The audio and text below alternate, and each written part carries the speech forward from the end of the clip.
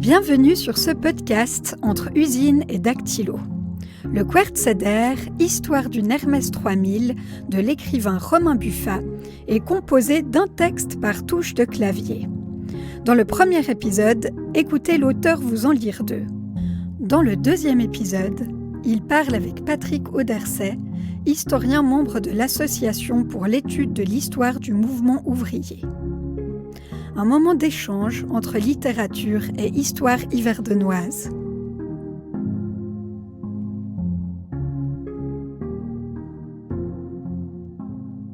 Tout de suite, je me suis posé la question de comment est-ce que je pourrais parler des machines à écrire, n'ayant dans ma famille pas d'oncle ou de père ou de mère qui ait travaillé chez Payard. Mais du coup, je me suis d'abord posé la question de la forme. Je me suis dit que le meilleur moyen de parler des machines à écrire, c'était dans les textes d'adopter une forme qui rappelle la machine à écrire. Et du coup, j'ai choisi cette forme du Querceder ou d'un abécédaire dans l'ordre des touches du clavier. Et ce qui me permettait de parler aussi bien de souvenirs très personnels sur ce que j'avais pu entendre sur Hermès, que d'intégrer aussi des récits qu'on m'aurait racontés d'anciens employés de chez Hermès Payard. Et cette forme me permettait aussi d'être beaucoup plus libre et puis des fois d'écrire des textes qui soient plus de l'ordre de la rêverie, en imaginant des choses, mais toujours à partir de cette contrainte d'écrire autour des machines Hermès. Et c'était un peu l'origine du projet, le questionnement de base. Et puis c'est aussi un moyen de parler de la région où je suis né et où j'ai vécu jusqu'à l'âge de 26-27 ans à peu près. Effectivement, moi j'ai un lien personnel avec la région, puisque je suis né ici, que j'ai grandi là. Ensuite, j'ai eu l'occasion de travailler sur l'histoire d'Yverdon pour le musée d'Yverdon, pour différentes publications qui se consacraient à l'histoire industrielle, ouvrière, au développement économique, à la vie sociale d'Yverdon, de sa région. Et puis j'ai aussi des liens un peu personnels, familiaux.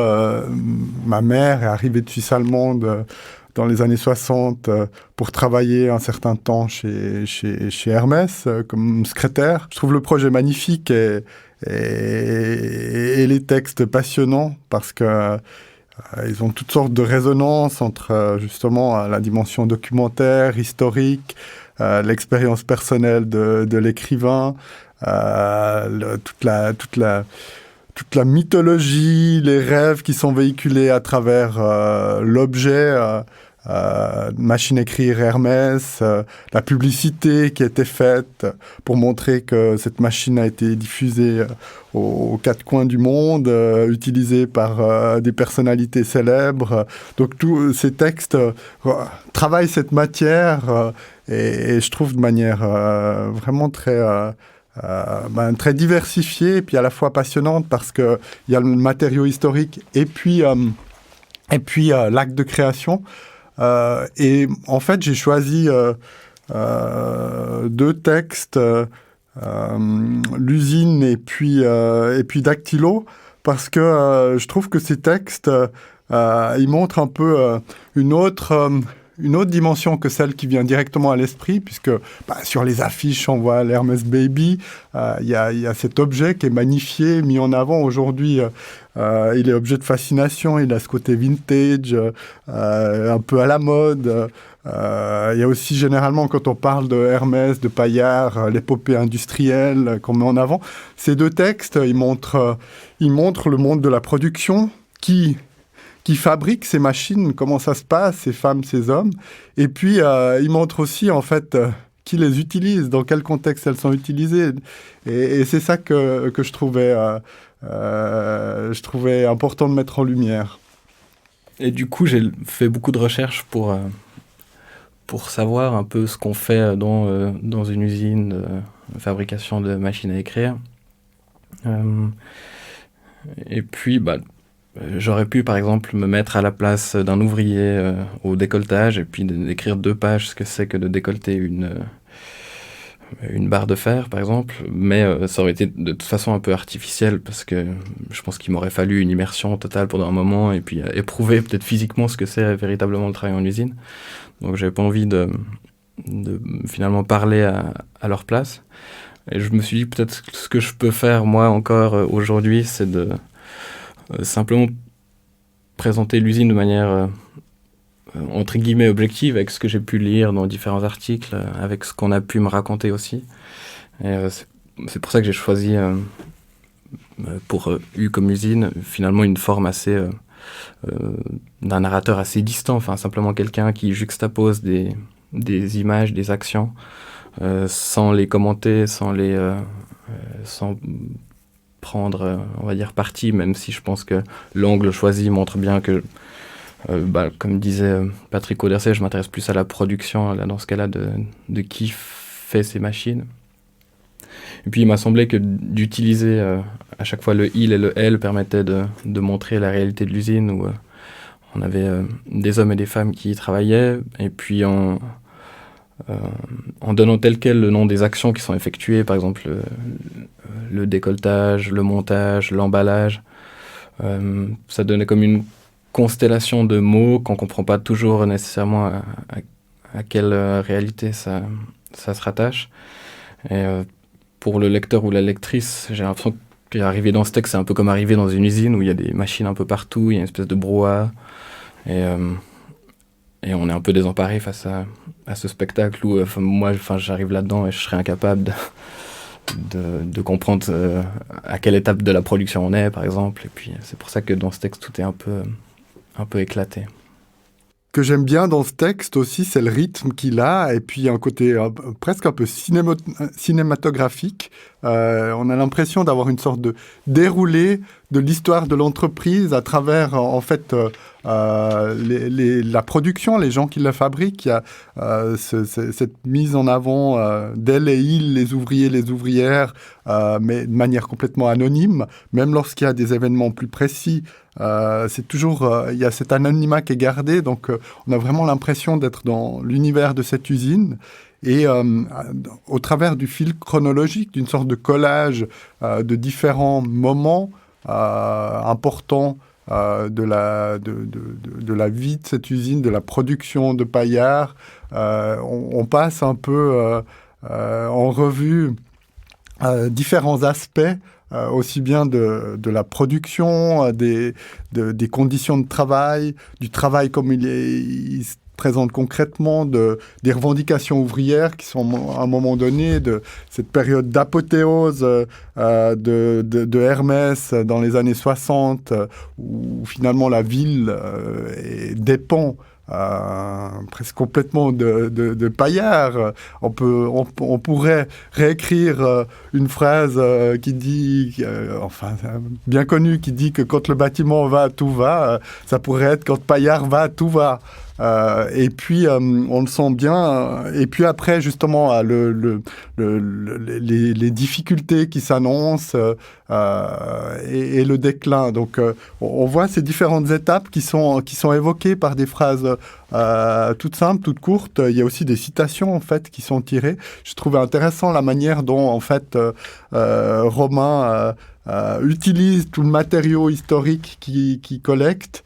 De différents types, soit de documentaires tirés d'historiens ou de sources, ou alors même de témoignages, et qu'il intègre dans ce texte. Je trouve que ça permet bien d'entrer un peu tout en restant extérieur, puisqu'on a ce regard extérieur, mais on a l'impression de percevoir, de voir l'usine et les gens qui y travaillent.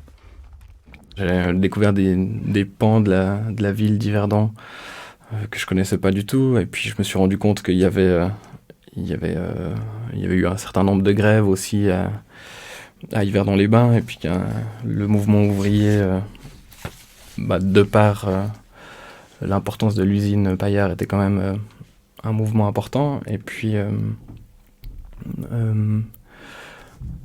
Ouais, ça m'a beaucoup intéressé de voir aussi comment est-ce que la ville d'Yverdon se structure autour finalement de une, deux ou trois grandes entreprises, comment ça modifie bah, simplement le paysage de la ville, et puis les infrastructures qui sont en place sont des fois, sont souvent liées à ce genre de choses. Par exemple, je raconte ça dans le texte L'Yverdon Sainte-Croix, le train qui est créé aussi à la base pour acheminer les ouvriers et les matières premières à Sainte-Croix. La migration a été déterminante pour le développement de Payard, puisque entre la fin des années 40 et le début des années 70, durant la période des 30 Glorieuses, la ville a cru de manière très importante, puisqu'elle a doublé de population, de 11 000 personnes à 21 000 en 1973. Et en fait, cette croissance forte qui était due en fait au développement industriel et en premier lieu au développement de Payard, n'a pu se faire qu'en faisant appel à de la main-d'œuvre qui venait d'ailleurs. D'abord des régions campagnardes, après de Suisse alémanique aussi. Il y a pas mal de personnes qui sont venues travailler à Yverdon, à Hermès, enfin à Payard notamment, soit comme ouvriers, ouvrières, employés, ou alors dans des positions de cadre. Et puis un recours très important à la main-d'œuvre italienne, aux femmes beaucoup, parce qu'on faisait appel à elles pour assumer des tâches peu qualifiées, des tâches d'exécution, d'assemblage. Et c'est effectivement dans ces années-là que l'immigration italienne d'abord, puis espagnole, a été très importante, jusqu'en fait, dans les années 70, jusqu'à la crise des 73-74, qui est une crise économique générale, mais qui précipite aussi le déclin de Payard. Payard, enfin, qui est victime de cette crise, mais qui est aussi simplement victime de l'impossibilité, de son incapacité à prendre le virage informatique et à se moderniser.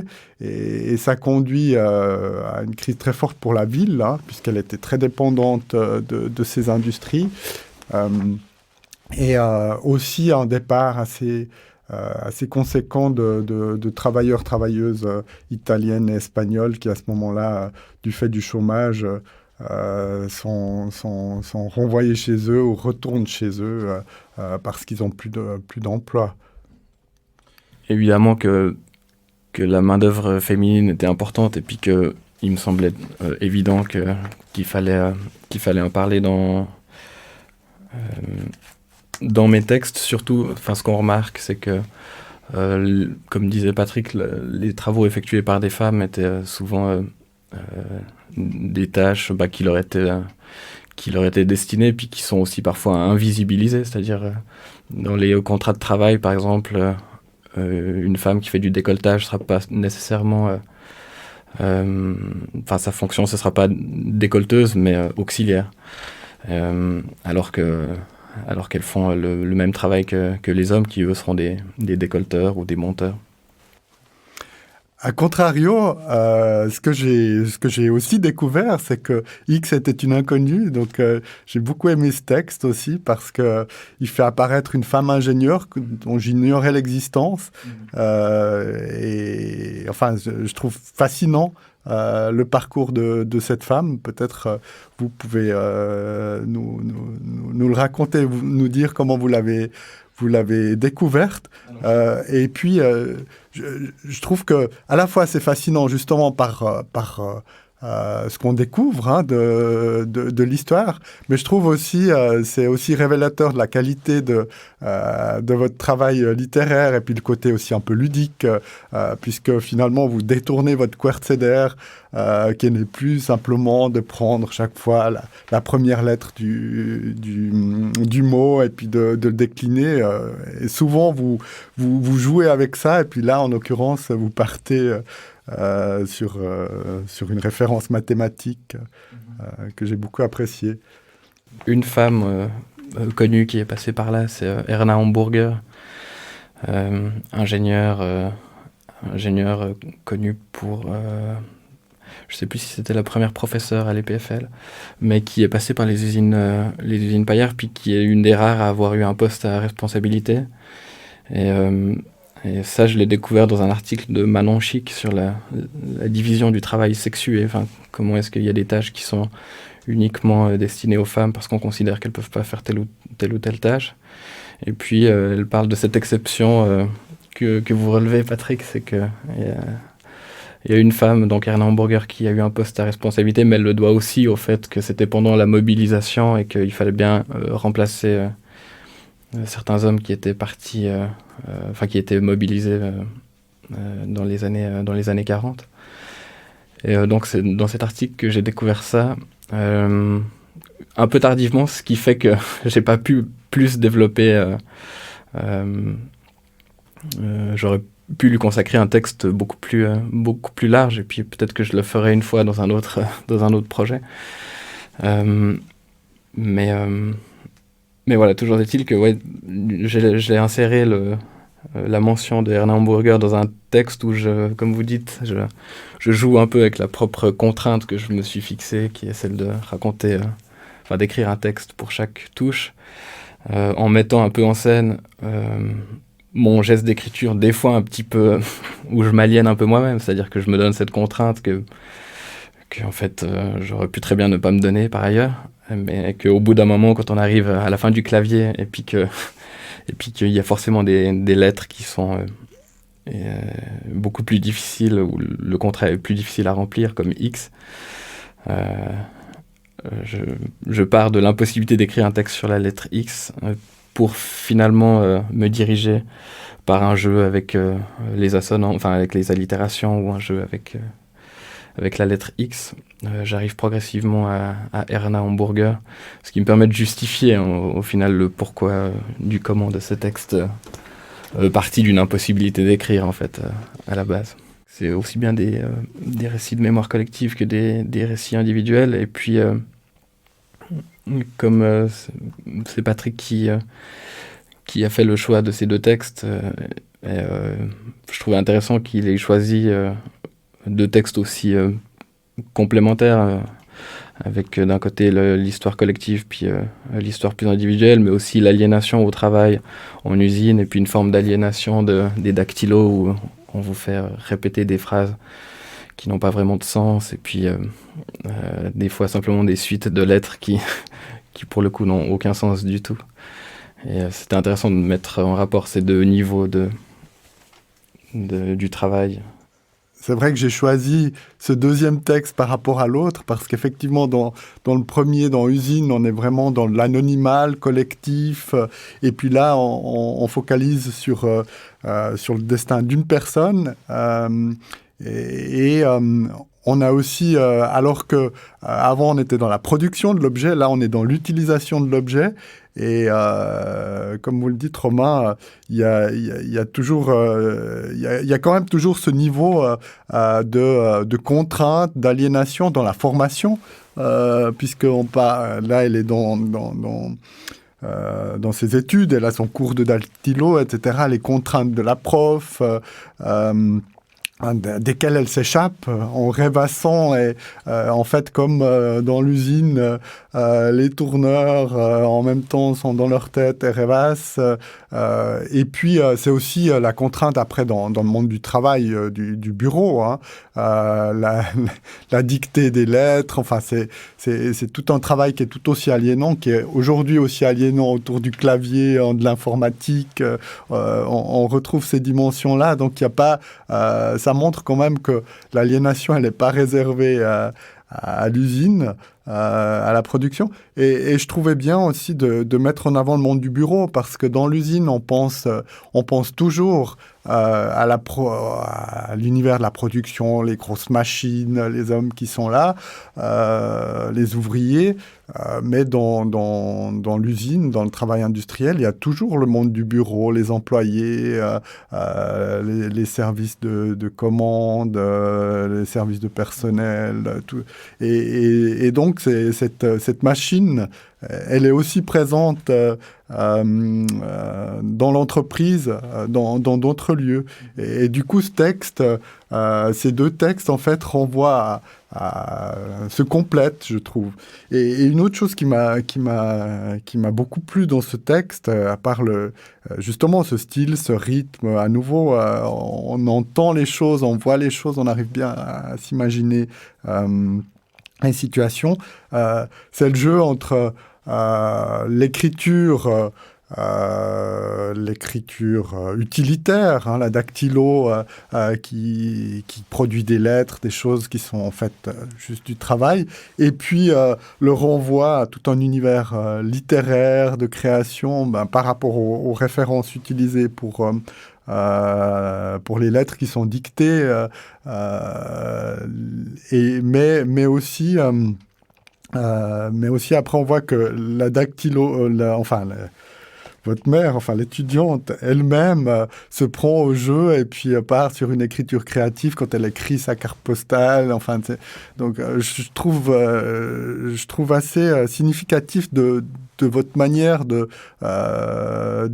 et de créer, d'avoir vraiment ces différents univers qui sont évoqués. C'est la richesse de vos textes, je trouve. J'avais lu un article qui disait que à la fin d'une journée ou à la fin d'une année, une dactylo porte l'équivalent de tonnes de métal à force de taper sur ces touches qui sont très lourdes en fait pour les doigts. Mais du coup, c'était à la fois astreignant puis à la fois un jeu, parce que en écrivant à la machine, forcément, j'écris différemment, je redécouvre ma façon d'écrire, puisque je dois penser à la fin de la ligne. Quand j'ai une phrase en tête à l'ordinateur, elle s'écrit presque instantanément, enfin elle apparaît instantanément à l'écran quasiment, alors qu'à la machine, du temps que vous tapiez toutes les lettres, il se peut que la fin de votre phrase dans votre tête a déjà changé. Et donc voilà, il y a quelques textes qui ont été écrits à la machine, mais après il y avait la contrainte du temps qui fait que j'ai écrit à l'ordinateur. Mais évidemment, il y a une dimension très ludique dans mon approche de certains textes, mais aussi simplement dans le fait de se confronter à cet outil. Et puis la dimension de la matérialité de l'écriture aussi était importante, puisque je pouvais pas utiliser des points d'exclamation, par exemple, parce que j'en avais pas sur mon clavier de machine à écrire. Donc ça demande des fois des petites pirouettes, des petites inventions pour se fondre un peu dans ce dispositif qui est celui de la machine à écrire. J'utilisais au début des années 90, j'avais une machine à écrire à mémoire qui pouvait, mémoriser à peu près 15-20 pages comme ça. Et j'ai un souvenir absolument extraordinaire, parce qu'on avait les travaux universitaires à faire comme ça. Et puis évidemment, c'était toujours au dernier moment. Et puis le dernier soir, on les tapait comme ça jusqu'à tard dans la nuit. Et puis quand j'avais terminé en fait de faire le travail, j'allais sur le balcon. Enfin, je lançais l'impression, si on peut appeler. Puis j'entendais tac, tac, tac, tac, tac, tac. Puis j'étais sur mon balcon en train de fumer une cigarette et je trouvais ça tellement extraordinaire. Au fond, des choses qui pouvaient me paraître choquantes, de la direction à l'égard, l'attitude de la direction à l'égard des syndicats, par exemple, ou la difficulté qu'ont eu les syndicats à exister dans l'entreprise au début, finalement, ou les conditions de travail difficiles. Il y a sans doute des choses qui se sont améliorées, mais on voit bien que maintenant ça s'est peut-être déporté aussi sur d'autres travaux aujourd'hui. Je ne sais pas si on pense aux entrepôts d'Amazon ou simplement aux livreurs qui nous livrent tous les jours nos colis devant notre maison, qui sont soumis à du chronométrage aussi, comme c'est le cas dans les usines. Donc, voilà, enfin, en travaillant sur Hermès Paillard, j'ai aussi mieux compris mon époque actuelle. Enfin, disons que je vois un peu mieux d'où viennent certaines choses. Et ça, c'était assez passionnant. Et puis, des fois aussi, un peu déprimant de se dire que c'était il y a finalement assez longtemps, mais que certaines luttes valent encore la peine d'être menées pour le droit des travailleurs. Et puis, quand on pense qu'au début, chez Hermès, on avait le droit à 3 jours de congés payés et que si on avait fait du service militaire, ceci était déduit sur les vacances. C'est quand même... c'est assez fou aujourd'hui, mais on a encore un tas d'absurdités dans le monde du travail, et puis un tas de violences aussi qui sont faites dans le monde du travail aujourd'hui. C'est vrai que ces 3 jours de vacances n'ont été introduits qu'en 1937 chez Hermès. Avant, il n'y avait pas de vacances. Et puis, il a fallu des luttes du personnel pour obtenir plus de vacances, pour obtenir les congés qu'on a aujourd'hui. Je suis assez d'accord avec vous qu'on a l'impression qu'on rejoue toujours un petit peu les mêmes scènes, qu'il y a l'atomisation les gens se trouvent un peu face à eux-mêmes, seuls face à l'employeur. On cherche à les diviser. Et puis, effectivement, les luttes sociales, on retrouve un peu les mêmes, que ce soit au début du XXe siècle, comme vous l'évoquez dans un de vos textes sur la grève, la grève chez Vautier, où en fait des ouvrières sont licenciées parce qu'elles cherchent à créer un syndicat et à obtenir des améliorations des conditions de travail. Elles sont licenciées et en fait, ça conduit à une grève, à une forte mobilisation, à l'intervention des autorités, de la police. Finalement, les meneuses ne sont pas réintégrées dans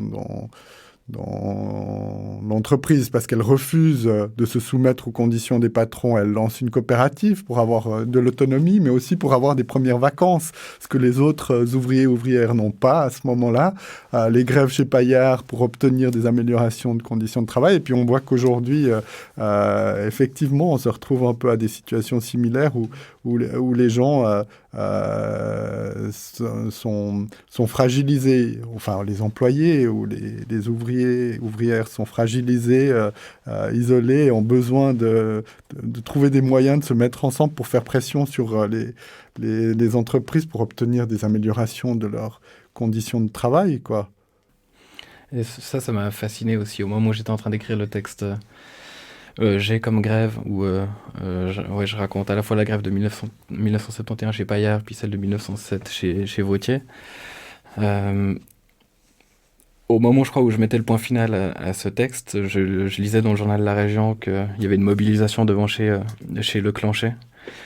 Et comme si c'était cyclique finalement dans cette ville, où des entreprises qui font rayonner la ville, comme on dit.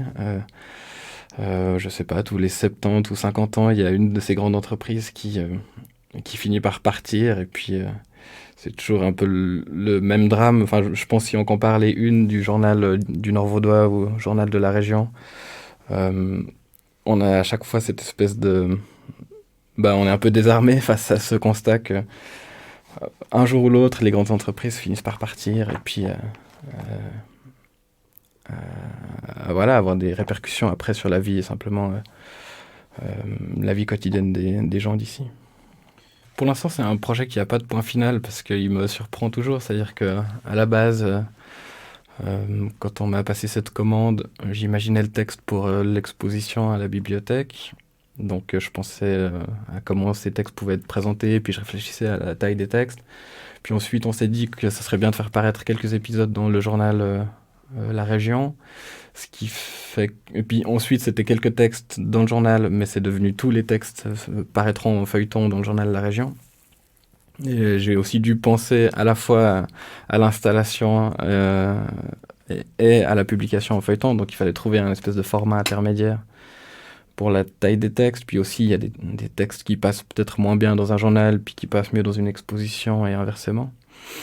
Et puis, donc à chaque fois, ce texte, une fois que je finis une étape, on va dire, il y a une nouvelle forme de publication qui lui est rattachée. Et donc, on verra si je peux le publier d'une troisième manière. Dans un livre, pourquoi pas, ce serait une idée. Mais en tout cas, comme souvent quand je termine un projet littéraire, c'est à la fin que ça me donne des nouvelles idées pour d'autres projets. Et puis je pense que j'ai creusé des choses dans ce Querceder, en parlant par exemple un peu de mes origines sociales, et puis du terreau où je suis né, et puis qui me donne des idées, en tout cas pour des textes futurs.